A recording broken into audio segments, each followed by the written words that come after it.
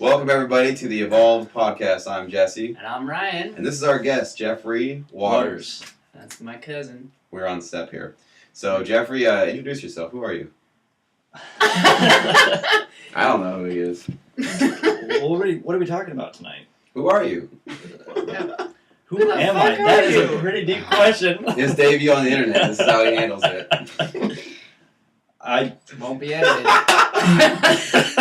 Should we start this again? It's just awful. No, I think we should just keep this rolling. I like this. Now, this is someone who is All fresh right. to being on the internet, so go ahead. This won't be edited. It's unedited.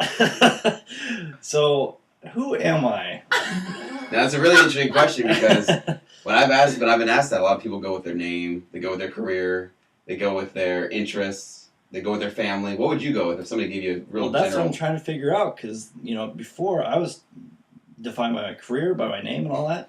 I know my name. We already went over that. It's Jeffrey. My career, I don't know what I'm doing with that anymore. Just trying to find myself and... All right. Yeah. You're homeless and jobless. What the hell's going on? So, we're really hurting for guests right now. If anybody knows anybody, please send them on to the Evolved Podcast. Oh, But in other news, our numbers are up. We are up to 3 evolved people in the world. So, get that going. We're getting there. Right, so what do we have on the docket for tonight? Man, I don't know. He just made a delicious dinner. It's very good. It's very nice. So you've been getting into your cooking lately? Yeah, I'll post a picture of that as part of this video. Okay. Mm-hmm.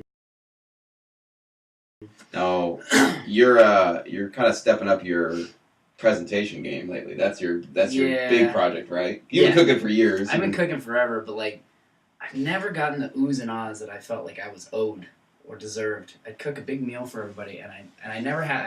I'd always put it in a big trough.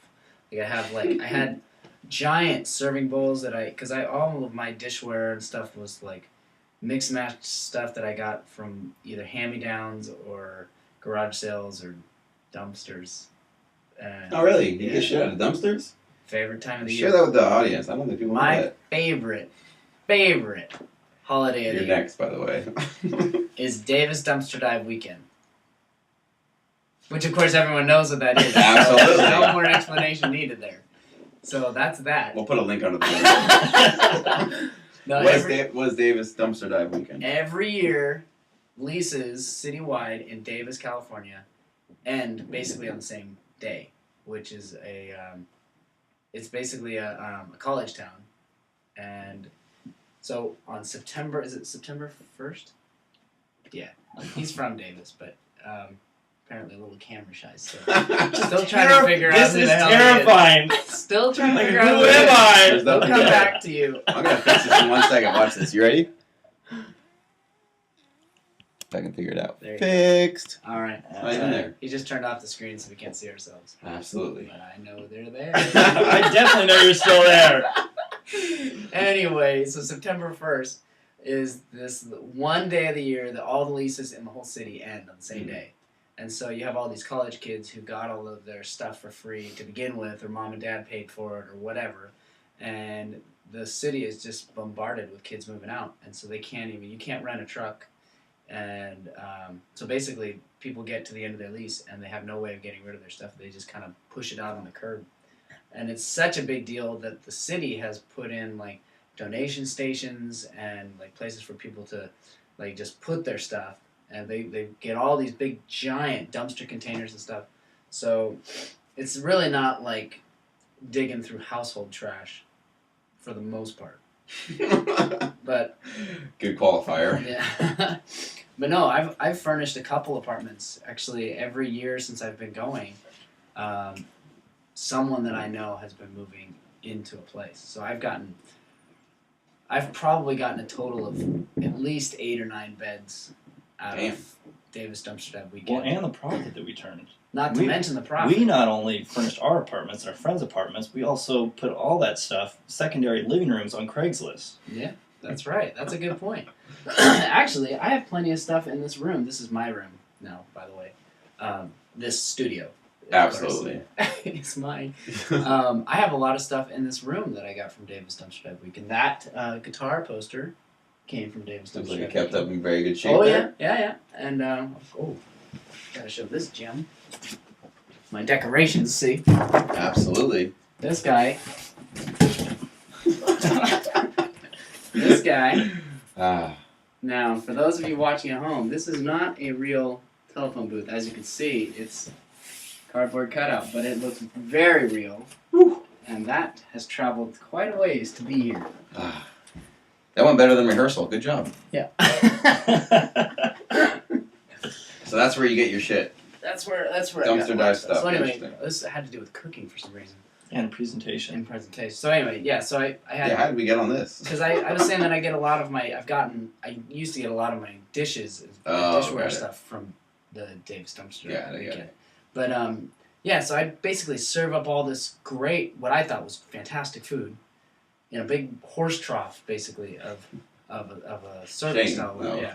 So people would eat it, but we have a good friend of ours has told us that basically people eat with their eyes first. Mm-hmm. So I've been trying to pay more attention to presentation. Interesting. So what are the keys I guess you found that are helping with like what are some of the rules I guess for presenting your dish? Especially because you're using this, you got girls you're coming over for a date, or you want to cook for somebody. I've done that. I've done it, right? That, yeah. That's a big move. I mean, that's Having somebody over for dinner. it's a notch in it. Well, to present something like that, you know. Yeah, It's not just a horse trough of a video. That's true. Bitch. Yeah, no, it's definitely a different deal. Right. And okay, so one of the biggest things that our friend taught us is basically that simple is always going to be easier and nicer and better to work with than like the super complex thing. So simple food and nice presentation is our friend's motto that taught me. And just working with different plates and kind of actually looking at the shape of the plate and the layout of the plate and stuff, I've realized that it's a lot like laying out a room, like a bedroom or something like that. You have like a flow to the plate. So I don't know, it's kind of interesting. Just realizing, why are we talking to me? We have a guest finally. Oh, you're Talk here to me still? anytime. I thought you left. Well, speaking of presentation, You figured out who you are yet? Yeah, you can't say shit until you introduce yourself properly. well, that's what I figured out. I just want to take this moment to plug the Lobster Experience. And, Oh, and here we food go. You have a company? presentation. Do you have a company? I do. Oh, So interesting. I'm a young entrepreneur is who I'm defining myself as. I'm still trying to find my niche, and I think I've found it in this catering company. It's a revolutionary concept. So what we're doing is taking Louisiana crawfish Over feed. here. Tell us. I'm telling them, you guys have been to them. So if you guys want to come to the Lobster Experience, I'm telling you what you're going to be in for. I'm gonna try to figure out. If In I case can you guys edit in Lobster Experience, blinking through the whole thing. Done. So let me Our remind. first sponsor, moved from kombucha energy drinks. Oh yeah, that To was the our first Lobster one. Experience. All right, so I'll remind you of what it is. So yes, please. we have these big old pots, about yay big. Cook everything up, and then we dump it out on the table. So we're talking about presentation. This is literally just dumping food out on the table. That's it. The horse trough thing. You think that that's actually a good way to serve? That's No, the way that's of the a future. way. That's a way to serve, and I'm using that as my niche, as my yeah, we hook. did. We both went to the Lobster Experience. That was a lot of fun. Actually, it was really really interesting. Like we didn't know anyone at the party. It was like 15 people or something. Yeah, 15, 20. And all catered by Jeffrey, who's the brewmaster. No, Broil. Boil master. Boil master. He boils all the food in this big vat, and his timing, he puts all the lobster and potatoes and onions and corn and sausage and all these different things in there at different times depending on their cook time, and then everything comes out at the same time, and he pulls it out of this massive. It's the vat for it alone is like that big, and he pulls out this massive what is that called? A cauldron? Strainer. Cauldron. Strainer. I'm not a witch. Bowl with holes in it. and then he pours the whole thing out on the table, and it was crazy because like All you're given is a lobster cracker in your hands, and then you have to fend for yourself. There's no portions. You just are all eating from the same heap of food. it was crazy. Like I didn't know any of the 15 or so people, and did you feel this way? I felt bonded to them afterwards. Actually, like whoa, I'm like dripping with lobster juice in my hair, my shirt, and pants. That's I mean, what I helps just too. felt like, man, we have shared something together that I've never shared with anyone before. Like, it was like, I don't know, yeah. It's kind Very true. And even though, like, even at any, like, eating events, you do feel probably more bonded to people around you. For some reason, eating does bring people together in some every way. celebration, you know. Right. Weddings. Whatever those happen. Weddings for one. But I mean, uh, how many boring weddings have you been to, though? I mean, yes, it's all centered around this like one. Sad. It's one grand feast, and they spend $100 a plate, and you're absolutely miserable at it. You're just like trying to make conversation. I think I'm always hopeful. I'm waiting for bridesmaids and yes, but we're always let down at the end of the night. Every once in a while you can pick up a straggler, but you know, for the most part. But how easy would it be to pick up a senorita at a lobster feed? It'd be infinitely easier. Throw a potato at her. That's allowed. You got game, son. That is allowed. Encouraged. Now it gets a little bit messy though, so how do you counteract that? I got soaked, man. That was the beta testing, so that's actually been improved. But it also puts people on a level playing field. So we had last weekend we had a feed, and there were these hoity-toity foodie group, and they were kind of a little bit hesitant. They wanted plates, they wanted forks, they wanted knives, the whole thing. And we said no. Savages. Forks and knives. Yeah. Imagine. So they were just terrified of this whole experience. But at the end of the night, they couldn't be louder, they couldn't have more fun. It was this equal playing field. So they were able to let down their guards. Everyone had lobster shit all over their laps. They had it in their hair. They had it, on their neighbors. So it was this great equalizer. That was a benefit. That was good. Absolutely. Interesting. Everybody has a guard, especially when you're going out to a nice dinner. But with this, it lowers everybody's guard. It's a fun. So how would it? I mean, like, how would it work for? Are you planning to do weddings, or have you done weddings yet? No, I will do weddings. You plan to do weddings. So how weddings are supposed to be a fun, exciting celebration. I mean, we have. So what do you do for someone with a $10,000 wedding dress that doesn't want to get lobster juice all over it? Well, we have two ways. So since that first event, we've made some improvements. We have little gutters around the table so the drippings actually don't get on your lap. That was the funniest part of it. Do you remember that lady was like, oh my god, the juice? Because there was like juice running down the table and it was just slowly trickling towards the edge of the table. She's like, oh my god, the juice is it's coming, it's going to get on me, it's on me. Oh, man. People actually set up like little barriers with napkins and all that, but it got all of them. So we've actually fixed that with the little gutters. We have lobster bibs. We have tons of napkins. So you can't avoid getting a couple drips on you, but that's all part of it. And you're not going to use a wedding dress again, so whatever. That's a business plan I get behind. Yeah, you're too high maintenance. You're my client. You're too high maintenance. Back off, bitch. But I mean, you're keeping your wedding dress for a memory. I mean, you stuff it underneath your bed, for 10 years. If it smells a little bit like lobster in your room, that's going to remind you of our special day. Absolutely. And I want to send you another check. Exactly. Thanks, you guys. For their anniversary. 10-year anniversary. That's awesome. So you do this by yourself? Do you have a business partner? So I have a business partner, a great lady, Whitney Baker. Just think the world of her.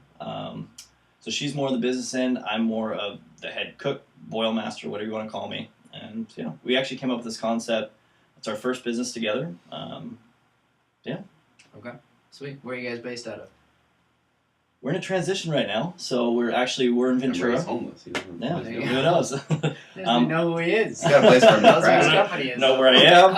Know all about the lobster experience, however. So I'm going to move down to like the Malibu area to kind of service the upper end clientele, and also kind of maybe Hollywood area to get the entertainment types. Cool. Right on. Should be a lot of business that way. You said you're moving to Malibu, or you're just going to try to work up there? I'm going to work up there, somewhere in between, so I could get the rich people and also the entertainment people. And have you spent time in Malibu? You ever been up there? Oh, yeah. I've noticed it's the only rich part of town that has nice people. Like, have you ever spent time in Beverly Hills? No. Beverly Hills is odd. Okay. My experience in Beverly Hills is like a lot of money there, obviously, but just weird, sort of not very open to strangers or outsiders. Malibu is like it's almost like countryside. You know, like it's all rich people surrounded by other rich people, but in this kind of quaint little like place that feels like it's almost like it feels like it's not as rich as it is. If that makes sense. Right. And it's like, oh yeah, it's so fun. We're gonna go live in the countryside, even though we could afford to live somewhere else. We're gonna go live in this. That'd be fun to just live in a quaint little, country hodunk town or whatever, and it's all rich people Well, living in that. I don't know if it would be hodunk, but I I mean, I don't get know. what you're saying. It's surfer community, so it's not Yeah. like Lloyd It's do a, it. yeah, it's a more relaxed. rich and famous kind of thing. But Yeah, but it's for only rich and famous. right, folks, exactly. yeah. But I've just noticed people up there are very, very friendly, very, very nice. It's like, wow, rich people can be nice too. All right, so can I transition us a little bit? No, absolutely. I want to talk about rich, nice people. All right. Go ahead. No, okay. So, tell me about this video that you sent me that about anarchist theories. Okay, I so definitely want to talk about that. I for many, many years have been a libertarian, and that's been my point of view. Maybe not many years, but 3 or 4 years. We're not old enough to have many years. 27, man. Old I'm enough to know 27 what a club. libertarian is. So, are you familiar with libertarianism? Of the I could basically probably guess at it. Yeah. Ron So Paul it's the idea that, like, he's like the main front runner. strip down government to just the Constitution and no interpretations of anything else it can do. So just get rid of the department, anything that the private sector can do. Yeah. That dinner's coming back to haunt us. I'm allergic to milk. You take your lactate? That's a no. You know, I can't even smell it yet, actually. That's fine. There's a shield here. Wait, did you I think like that was this. you? It is me. That was me. Oh. God damn it. Us. That was I us. quit. I'm fucking out of here. Oh, there it is. Made a late appearance on my side. I Anyways, totally thought it was me. I've been letting him go this whole time. so libertarianism was the idea that minimal government, strip it down to its bare bones, yada yada yada. And I can't even remember how I got plugged in, but there's this guy on YouTube who is a philosopher, a podcaster, an author, and he's an anarchist. But he doesn't call himself an anarchist. He calls himself a philosopher. That his moral arguments and his moral reasoning has led him to believe that the only way to morally structure society is to have no government. So he gave a speech, and I don't know where the speech was given. I think it might have been in Canada. I don't know, it might have been in the States. Yeah. But anyways, he lays out a pretty interesting case, and you actually, I watched that a long time ago, so you have a fresher memory of what he said. But from what I remember about that video, he was kind of making the case that the state, as far as like police officers, politicians, the authority that the state has, does not come from a top-down sort of a model. It's not like a pyramid where there's like the few Illuminati at the top dictating to all of us slaves down here. But the idea is that us slaves down here are rationalizing the actions of our master, of our politicians, of our government, of our mafia that's controlling us, so that the power of the state, and again, this is like, I'm way skipping ahead because I haven't even laid out the reason why government is the mafia, but we can get into that too. But so his basic idea is the reason why power structures exist, especially like the government, is because us, the slaves, the people at the lower class, are all rationalizing it. And when somebody tries to get out of line to say like, hey, maybe we don't need like somebody coming and taking our money through taxation and sending our people to wars and all that kind of stuff, we'll keep ourselves in check. We'll like kind of like make sure that We'll call that person a crackpot, or like exactly these sorts of things. Ostracize them and belittle them and whatever. totally. But why are we as slaves protecting that society? That's the what's whole our question. What's That's our his motive? is to not be ostracized. That's the whole. That's his whole. But thing. we're the ones who are doing it. Right, So exactly. you're stepping out of line, and I'm giving you a hard time. But why am I doing that? Because that's what the status quo is. It would take the entire status quo to completely change. But why do I care that you're stepping out? If I don't know. you're just the crackpot, I mean, why do I feel? We'll put it in real terms. Like look at the way that. Does it make what I guess I'm asking is, does that make me insecure, saying, you know, are my beliefs wrong? He's questioning, by him stepping out, that's questioning my beliefs. Therefore, I need to that's a attack good him question. and bring him back into to our circle. Like, what do you stand to gain from? I think that it it's so indoctrinated in us. Is that the right word? Mhm. Yeah. That it's almost like religion. Like when somebody. What we were talking about before with the whole atheist thing. If you feel the need to convert a Christian, so that way it validates your beliefs and what you're believing. Yeah. There you go. So I think it's something to do with that. But like, he was talking about the power of ostracizing. That basically, the way that the government is able to maintain its power is by the slaves or the commoners or whatever ostracizing others that try to step out of line and say no, this is wrong or whatever. And he was saying that we need to do this, that we need to band together as anarchists, which I don't know if I'm an anarchist. Mhm. I haven't really thought much about it yet, but he was saying that we need to band together as people and ostracize those that are stateists.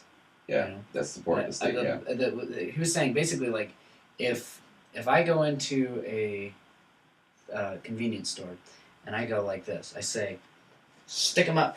This is a robbery."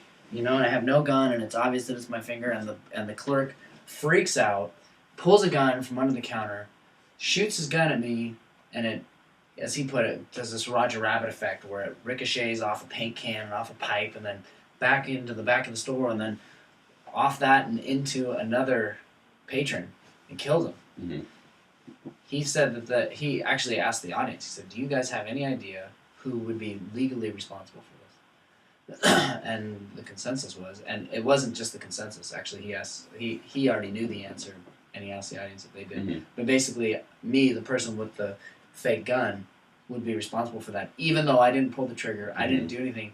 And he was saying that basically by being complacent with a statist government that is running off and killing people in other countries and doing all this awful stuff Mm-hmm. in the name of righteousness and, you know, in the name of the United States of America that we all endorse supposedly, that just by being complacent with that, we are the ones that are sitting there with the gun, Right. pulling not pulling the trigger, but we have the blood on our hands. Right.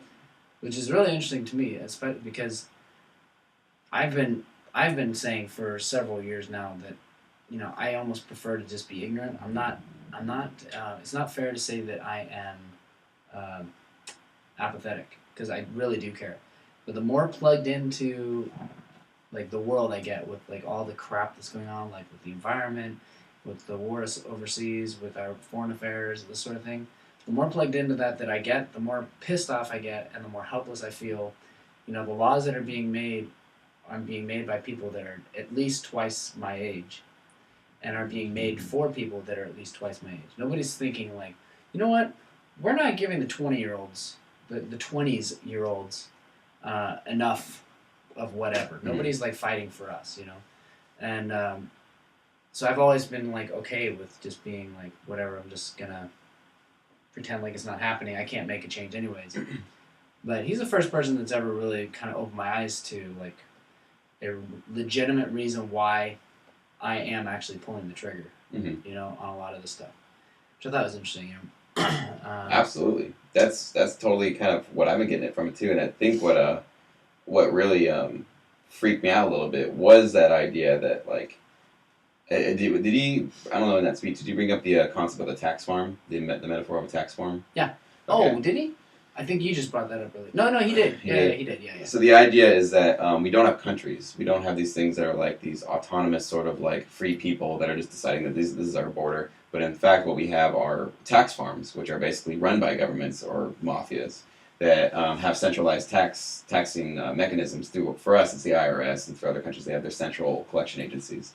And so the idea is, in order to have very productive livestock, if you were a farmer, you wouldn't want to put your cows into very small little pens without much freedom, because then, you know, they might get a little bit, they might get fat, they might not be as like lean, they won't be as happy, Yeah. they'll like, you know, they won't be very like, you know, good products for you as a farmer.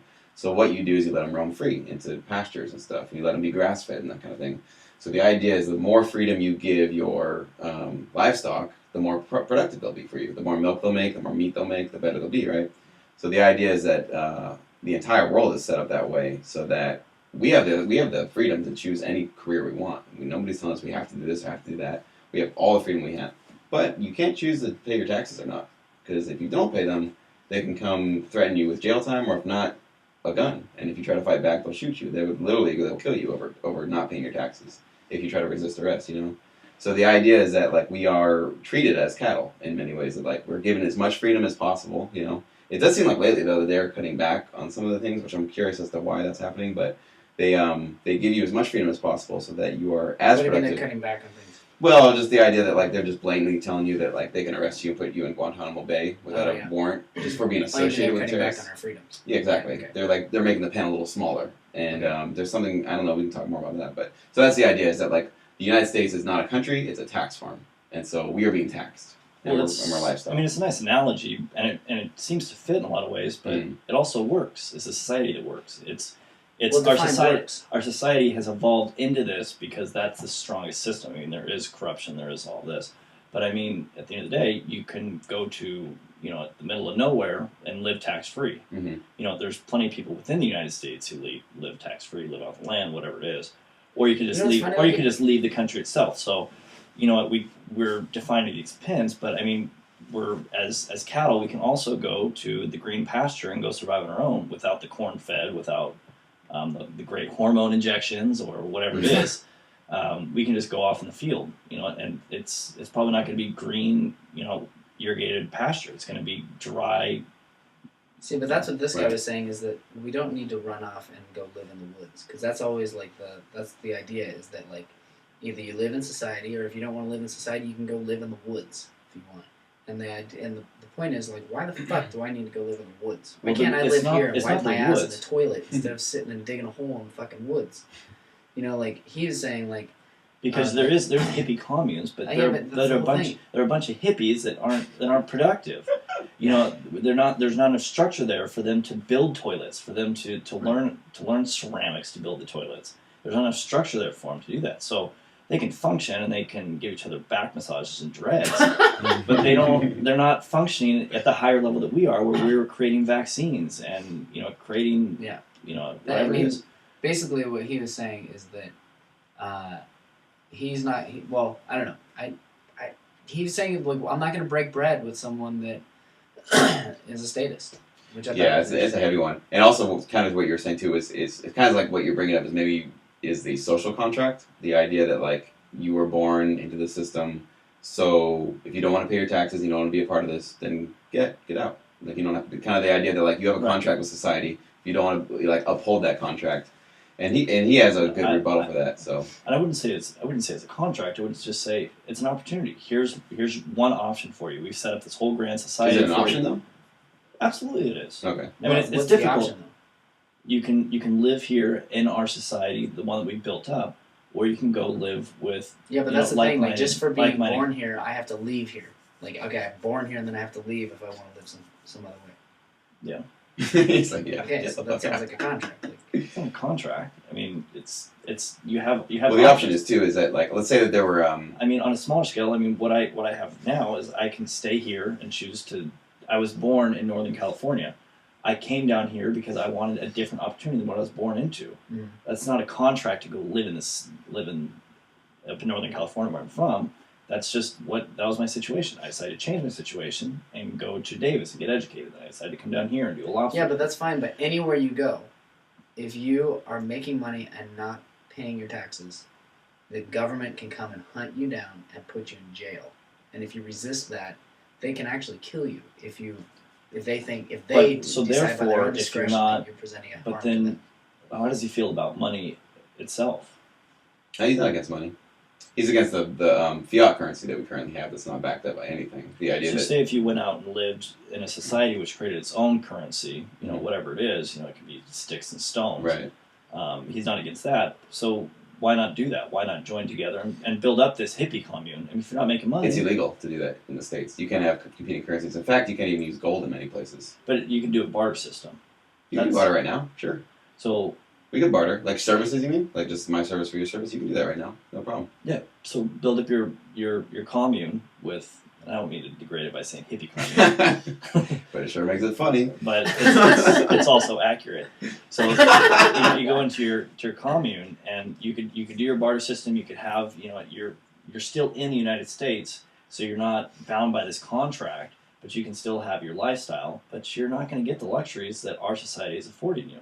The porcelain toilets, the vaccines, and all that.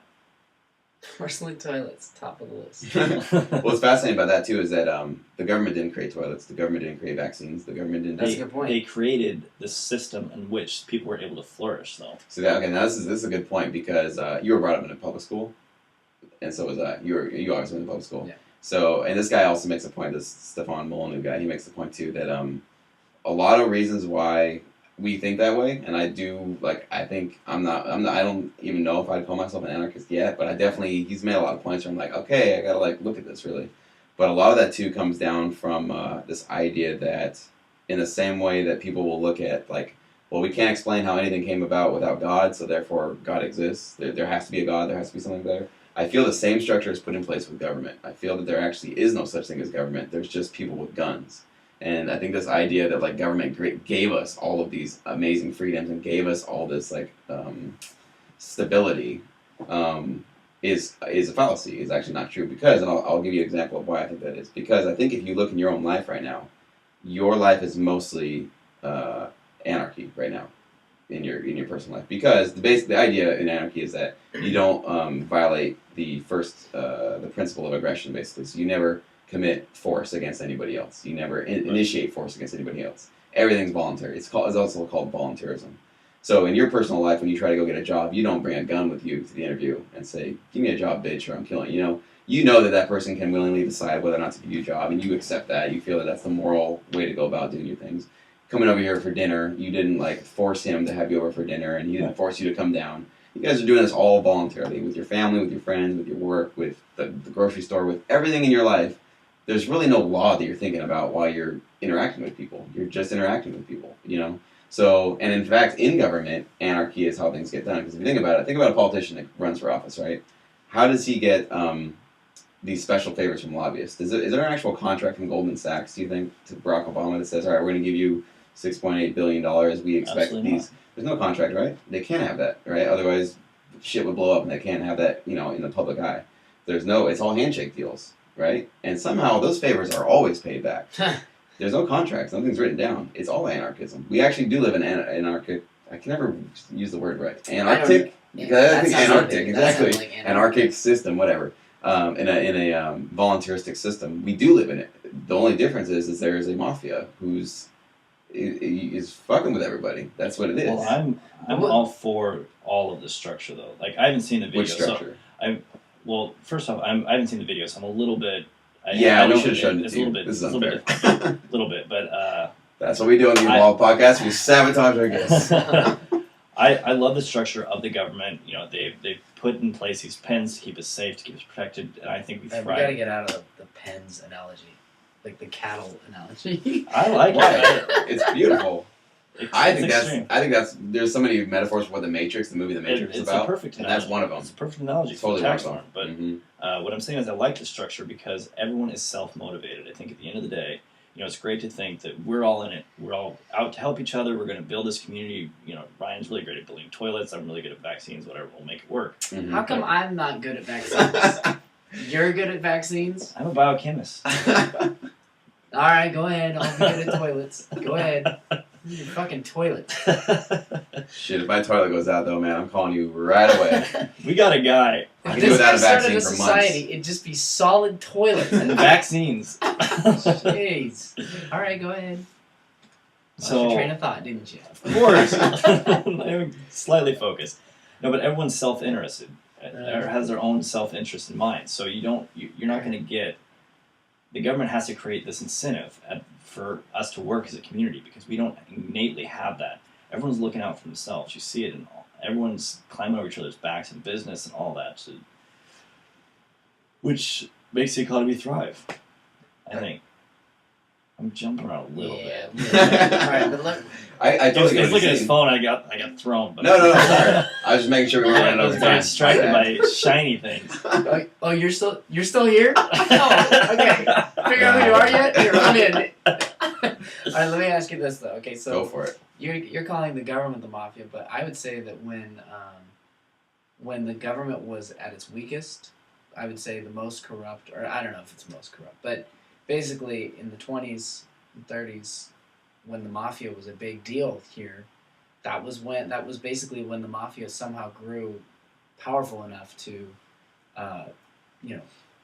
overthrow the government in some weird way. You know what I mean? They did. Think of the mafia. Mm-hmm. I mean, the mafia. When the government wasn't strong enough, mm-hmm. a mafia rose up, and that's what became the ruler. I do think. I mean, I think. They're like Al Capone, like yeah, prohibition. Prohibitionists. Okay. Yeah, or whatever. Right? How did they take over? I mean, they were extorting companies, and they were. I mean, I don't know. Shit, they took over. Hey, what do you mean? Are you just saying this? We'll Or just I don't know what insert you that mean? as fact. So when they took over at that date. Did they become politicians? Yes, I don't that know what you was mean, a they good took over. fact. Okay. No, but I don't Which know. part did they? They I'm took just over the saying, black like- market, yeah, because there was a need for the for alcohol and Yeah, but what about? I mean, like, what about them knocking on doors, going, "Hey, look, we'll get here. Pay me some insurance, so I'll make sure nothing happens to your store." So which what are meant, you pay me saying? some- I'm saying that If I'm the basically government's not in saying- place, someone else will rise up and take their place. kind of, yeah. If that, like, Well, I'm what's kind of saying that, Well, that absolutely, Hitler sounds- can rise again, easily. And I think absolutely. But what's the alternative? So what's his that's the other complaint I have about this particular. what's his like, ideal ASMs. world look like? The idea is that there's no one person would ever know exactly how things are done without a government, but there's one thing that he introduces that helps a lot of the like the initial questions that people would have about how do you deal with like violence, how do you deal with broken contracts, how do you deal with intimidation, that kind of thing. And a lot of it has to do with private insurance companies. They call them DROs, dispute resolution organizations. We getting hit up, booty call.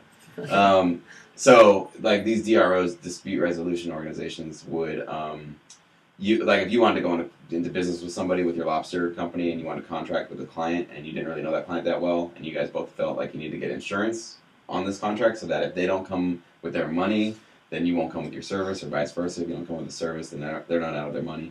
So you could both voluntarily agree to sign up with a mutual third party, a DRO, that you would basically pay a small fee for, and then they would be insuring you against the losses of your contract. So if your client doesn't pay you, they'll pay you for the losses, and they'll pursue the client to pay you back. Now let's say the client just walks because anarchist, right? Like there's no consequence. I'll just walk away. All of eBay is run on this rating system right now. And it works fantastically well. Yeah, and the that's a good idea point. that if you have low rating, you can do it all day long. You can scam people all day long, but your ratings don't go away. And that's the idea is that we have the technology, and a lot of this comes to the idea that like we do have the technology to be able to pull something like this off, so that your personal rating and your credit rating, whatever, would follow you around everywhere you go. So But who regulates that? nobody regulates that. Because basically it would be something that you could search But online. you're a piece of shit that had sex with my girlfriend. I'm going to destroy you with your rating. I'm going to get me and my 100 buddies, Interesting. Mhm. Good point. and I'm going to destroy you. Okay, so the idea that And then I'm going to create a business that just immediately either boosts your ratings with my 1,000 friends, or I'm going Mhm. to destroy you. Yeah, no, there's definitely those incentives, but the thing is that in a private organization right now, if there's corruption that happens and investors or customers find out about anything like that, then immediately they withdraw their support for those kind of companies because they don't want their credit. Like if that's the reputation that you get, But then it's Al Capone. Al Capone's going to rise to power, Mhm. where he's going to be the one basically regulating all that. He's going to have his hand, in all the major players' pockets, making sure that his rating's not going to be affected. Mhm. And make sure that he's untouchable. You mean like he has a monopoly or something? Eventually, If that's the whole key to everything is this rating system. Yeah. So the fear that somebody would come up and rule it all, kind of. basically. Fascinating about that is there's no source or there's no example in history that I can find of a monopoly existing without the help of a state. Like in a purely free society, of a monopoly existing. Pretty much monopolies only exist when they get so much power that they go to the government to say, we need your help to keep competitors out. For example, electricity.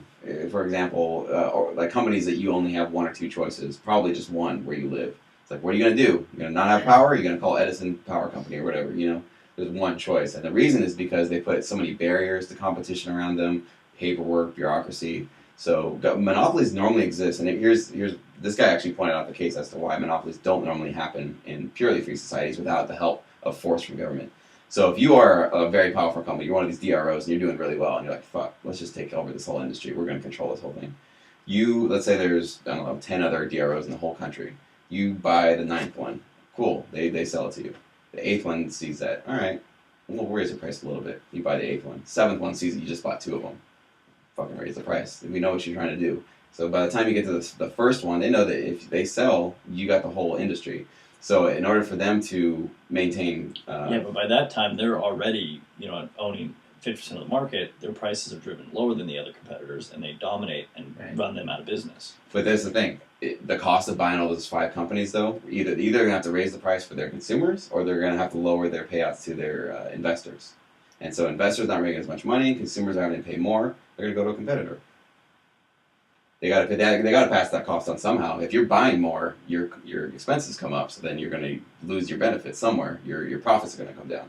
So in economics, in free market economics, like there are like it's actually stricter than having a government. It's way stricter than having a government because you have like these are like natural laws basically that happen, you know. And I'm definitely no expert on this. This is like a very brief, but I mean that's a good concern. I'll definitely look into that as far as like if somebody were to monopolize, you know, or just take advantage of that. Like what are some things you could put in place? Yeah, because I think you'd have to have someone that's regulating that. I don't think we can self-regulate ourselves. Mm-hmm. I think there's always going to be people that are going to take advantage of the system. I mean, just in the 2 minutes you introduced it to me, I'm going, okay, well, I'm going to scam the system by screwing you because the person who screwed you out of $100 for your parking space or whatever it was, you'll destroy them. Or what about just like the little laws? So I park out there in the 20-minute spot and nobody's there to regulate that. Who's going to actually give me 4 stars in my parking ability? Or I don't know, my dog shits, my dog goes and shits on the beach. Mm-hmm. A stranger's going to ask my name and say, you know what, I'm going to have to give you 2 stars for your etiquette, on your beach etiquette. Whereas there's actually, a government in place that's going to fine me $1,000 if I go and, my dog shits on the beach. Right. So there's all those little things. I mean, keep in mind there is ways that maybe they could find ways around that. And right. Yeah, the end of all this, and then if you have anything too, is that that the argument is that you're right. There's going to be some people that are going to take advantage of the system, scam people, be dishonest. But it's interesting that like the solution that we're proposing with government is that like okay, there's a few people in the society that are bad, and in order to because they're basically committing acts of violence or they're being dishonest or fraudful or whatever. So in order to prevent that, we're going to create a monopoly on the use of force that can take money from you, that can send people overseas to kill other people, that can imprison you for smoking vegetation. You know what I'm saying? So it's like to prevent one bad thing, you're going to create another bad thing because at some point we have to have one bad thing. I think this. You know I think his way could potentially work if it was a healthy, thriving economy. And if I'm happy, if I'm getting paid well, I'm not thinking about screwing you. I'm happy, I'm healthy, I'm fat, whatever. But the second you start to get that downward spiral where unemployment starts increasing or people don't have as much money, they start looking for other ways to make money, they get desperate, and then it makes other people desperate, and the economy just slowly spirals out of control without that regulation. Right. Our governments, this is going to bring up a separate debate, but they were there with the bailouts to help out the economy theoretically from completely spiraling out of control, so there's that check and balance in place. Right. Where the other society, if it starts spiraling out of control, like it's going to go downhill fast and it's going to go down hard, and then there's just going to be all out, pretty bad, all out pretty bad. Pretty bad, exactly. I do think that the government serves kind of like a very similar purpose as religion. People look to religion for answers, and they look, I say people like as if I'm not part of that.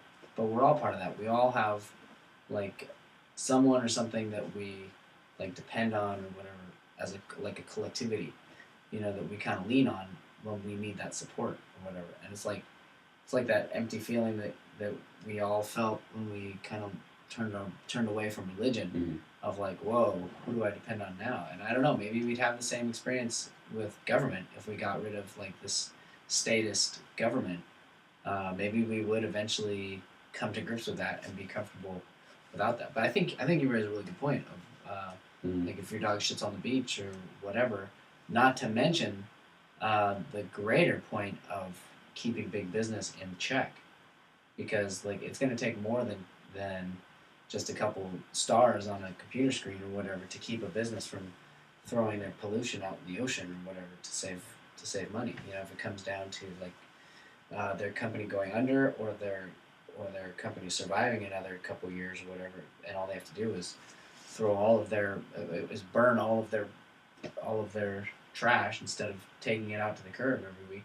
What's going to keep them from doing that? I think you got a really good point there. Well, the other thing, yeah, and all that's it comes down to consumer having the power and all that stuff. So like if you knew of a company that was doing that, throwing their shit out into Or if you were signing up with somebody that you wanted to invest in, you would say, "Hey, I want to know that your environmental practices are not damaging," and they'd have to provide that for But you. there'd still be, I mean, like, But when you go to the grocery store, you're gonna buy what 20, 30 things.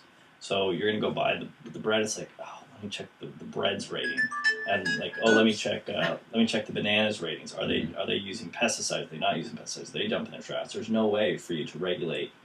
You as a consumer have to regulate everything you do, every transaction you make. You're gonna have to check with that person. You know, when you, I think it'd be too much information. Yeah, it could be, but also an entire grocery store could have that up front, and there's no products in here that are not of this sort of standard. You know what I'm saying? they You can take still care have of that though now. They do, and that's why people go to Whole Foods, right? That's the whole thing with Whole Don't Foods. get me started on Don't Whole let Foods. them but What? no, but people still go to Walmart. People go to Walmart. because we want cheap shit. Yeah, people go to Walmart that hate Walmart. People that hate, I mean, detest Walmart, still go to Walmart a lot of times. I mean, like, you know, do you know anyone that goes to? I mean, I know that my mom Yeah, had this absolutely. whole thing where she was like, "Oh, I will never do business with They're Walmart evil. again. They're evil people, and this and that, and all this and stuff." I just love their savings. And You those just rollbacks. can't beat the You never rollback. felt so good. But you know, it but kind like the market is driven by money Mhm. and by your morals. Well, by and demand, values. not so much money, but demand. Okay. Right. Yeah. Okay. Yeah, but still, where I mean, like, people will go where the prices are good. They will always, especially as long as you have haves and have-nots. They're being competitive, Haves and have-nots. Yeah. Mhm. As long as you have that, the have-nots will always go where they can afford to Mhm. go. You know, even if that, just like, I work on boats, and every night at the end of the night we have to hose down the boat. And I would call myself somewhat of an environmentalist, and we always sell concessions on the boat. And at the end of each cruise, there's always like plastic bags and chip wrappers and things like that on the deck of the boat. To my knowledge, I'm the only person on the crew that actually picks up all of that and puts it in the trash can. The rest of the crew just hoses that all out into the ocean because they're being pressured to just get the boat clean. Yeah. And are they going to stand up and make a stink about, oh, you know what, this is wrong for our oceans and all this stuff? Or are they just going to clean up the boat, Or, they clean off the outside of the boat. They got to scrub down the boat or whatever. They'll put soaps on the boat that aren't environmentally friendly or whatever. And rather than go and grab a towel and wipe it all up, fuck that. Just rinse it down, Right. And the idea for them is it's the tragedy of the commons at its greatest.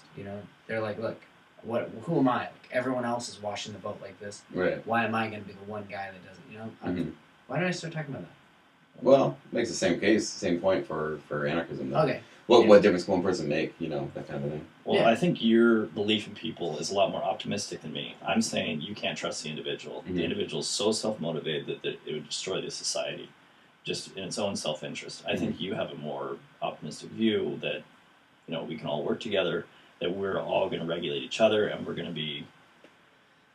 I do think that there's definitely a happy medium at the very least. Like, well, there's no fucking way we need this much government or state in our faces. There's no way. I mean, I've always said, you and I both grew up not locking our doors. I mean, I don't even own keys to my parents' house. Plus, because we grew up in a nice part of the country, though. Fine, but if we grew up in Compton at the same time. I lived for how long in the Bay Area, and I never ever locked my truck. I lived there for like 6 years. Right. And that entire time I was there, I never locked my truck. Ever. Never, ever, ever.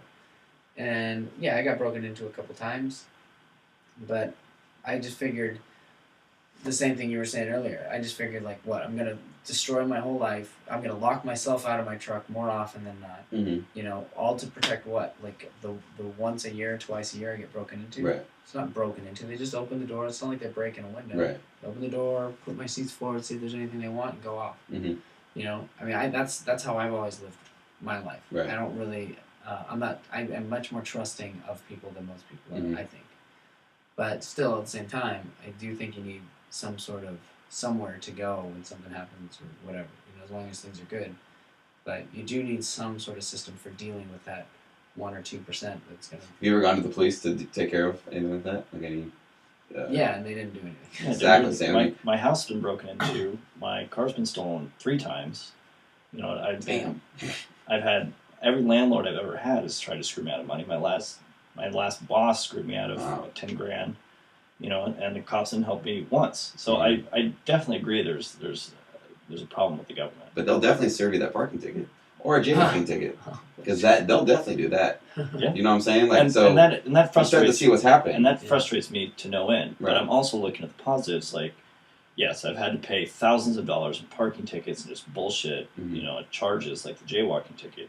But I mean, my life is pretty fucking good. Mm-hmm. I mean, it has to do with us being white males, but I mean, I'm able to, at 26 years old, I'm able to start my own business, and that's a very realistic.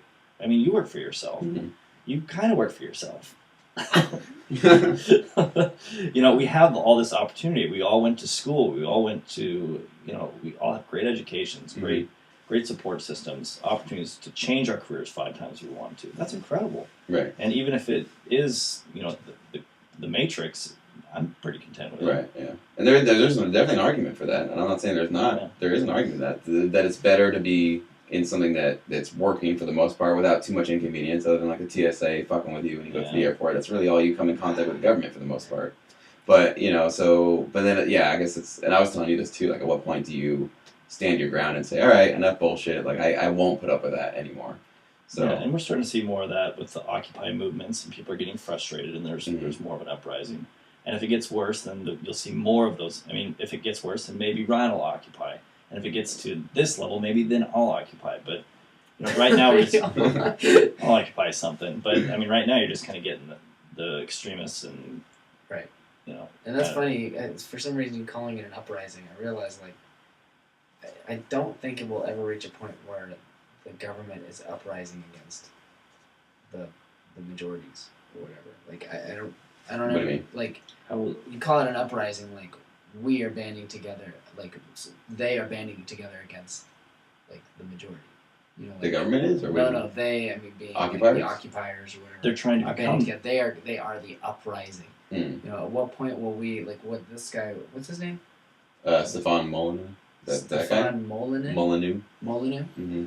What he was saying is that we need to just band together as the majority that kind of all have the same beliefs and feelings, and just stop worrying about being ostracized ourselves and start ostracizing the people that agree with this bullshit. Right. But it's kind of hypocritical because he's ostracizing me for wanting to be a statist. Mm-hmm. But his whole that's right. That's what he is exactly trying to do. What he's saying. Right. He's saying that basically, by you being a part of the group that is condemning.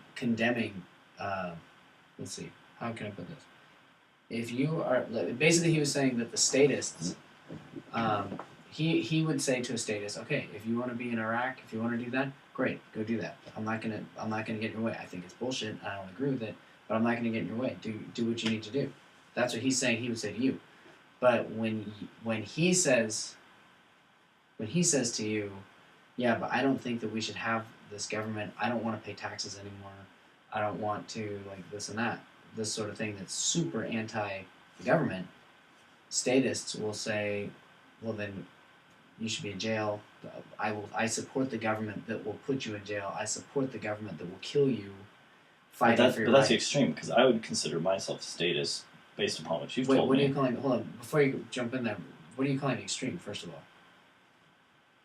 you said that's extreme. I mean, he's saying he's saying if I stop paying taxes, the government will arrest me.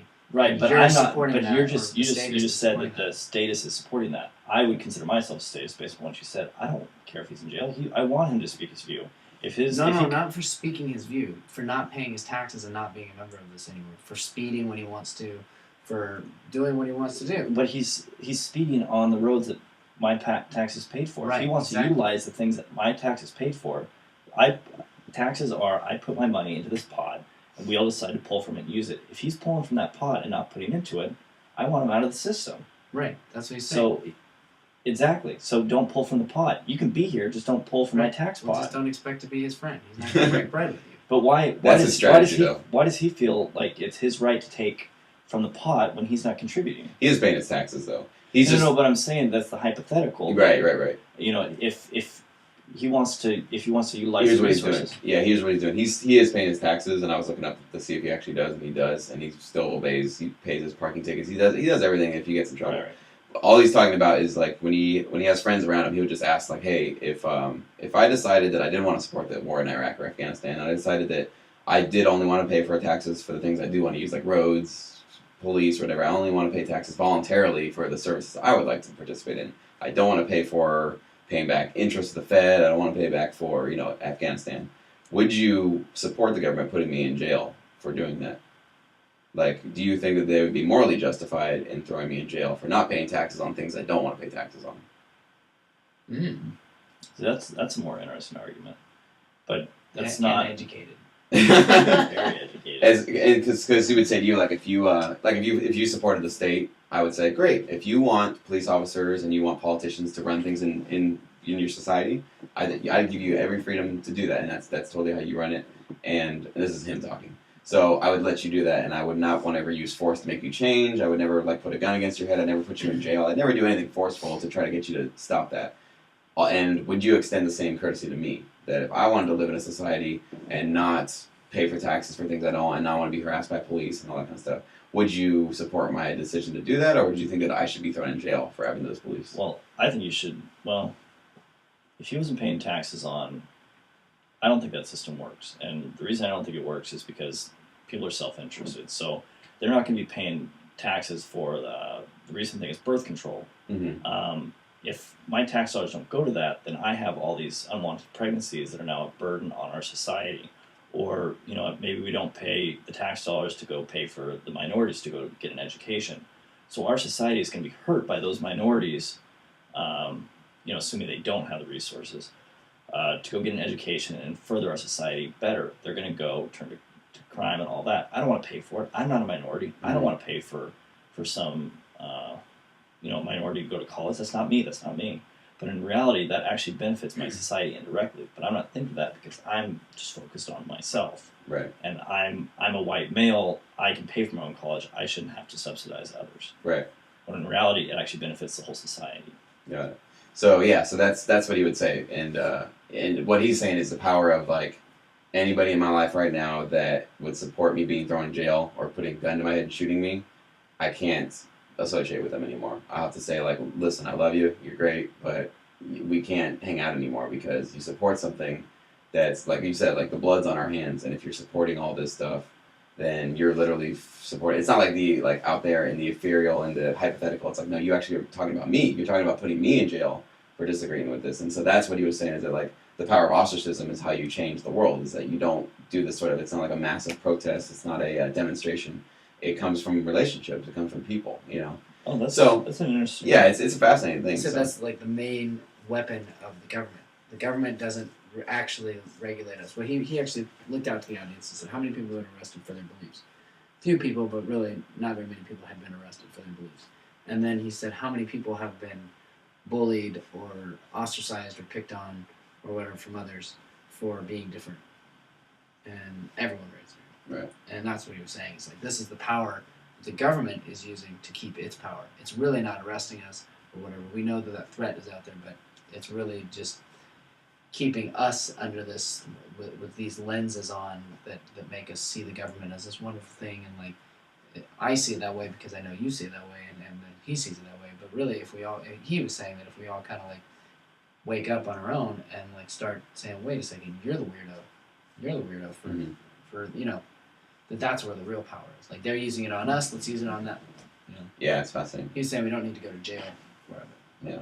And then the one last point is kind of what you're saying, how it kind of tied in with like religion and stuff, and the same sort of like, was it you? One of you guys said that it kind of was a very parallel power structure. Right. And that's my biggest like epiphany for all this shit. It's like, wow, like I broke free of one spell, 5 years ago, whatever it was, 4 years ago. What spell was that? A religious spell. Okay. The idea about like there was a story that I was told about how the universe came to be and who I am in that universe and what my mission is, my destiny. And there was that sort of like, you stay within the flock kind of mentality of like, don't go out there, like everything's working fine in here, you're happier here. Mm-hmm. Kind of what you're saying, you're happy in religion, why would you want to go out there? You're happier. Yeah. It's that same sort of like ostracizing power in the structure, and the government has the same thing going on over here. So I'm starting to like just see that there are like power structures on this planet. Like, and those are two that I've definitely like. Wow, they work in very similar ways. Yeah. But it's But fascinating. the biggest difference though is that I was blissfully ignorant. Or sorry, how does that work? Yeah, I guess I was ignorantly bliss in religion, and I've never really been real happy with. Yeah, like, you just government. that's true. I've always been like, fuck all You've this. been always pissed. Yeah, That's so, funny. Anyway. Do you feel liberated at all? A little bit with his discussion. Does it feel any like enlightened at all? There were definitely some really good points that he made about, especially about the power of ostracism and stuff. But like, I still don't really. I feel like I have more. The biggest thing he liberated me from was this feeling of like helplessness. Mm-hmm. I do feel like, okay. That's exactly what it is. Yeah. Not actually. That's sorry. Not helplessness. The feeling of. Yeah, I guess help, like just the feeling that I can't do anything, so That's too I may as well overwhelming, just right. check out. Right. And I realize now after watching his speech, that you know what, actually, maybe checking out is not the answer either. Like, I Mhm. still feel helpless, but I feel like checking out maybe isn't the answer either. So, but I mean, he didn't really give in that video, anyways, like some real tangible, Right. Yeah. like Arguments for anarchism or against government. Yeah. Yeah, it was very emotional speech or whatever, and it riled me up. But I still think like nobody knows what it would look like if you got rid of government. Mm-hmm. First of all, and especially after reading, was it Robert Greene? What's his name? That wrote Yeah. 48 Laws of Power. Yeah. Green. Robert Greene, I think. Especially after reading that, I realized like if there's a void in the power structure, it will get filled. Like basically like an empty drawer in your desk. Mm-hmm. Like that won't stay empty. You will find something to put in there, and that's what will go in there. So like, I don't know. I kind of do feel like if you just somehow woke up tomorrow and there was no government, someone else would rise to power eventually. That, and also it started.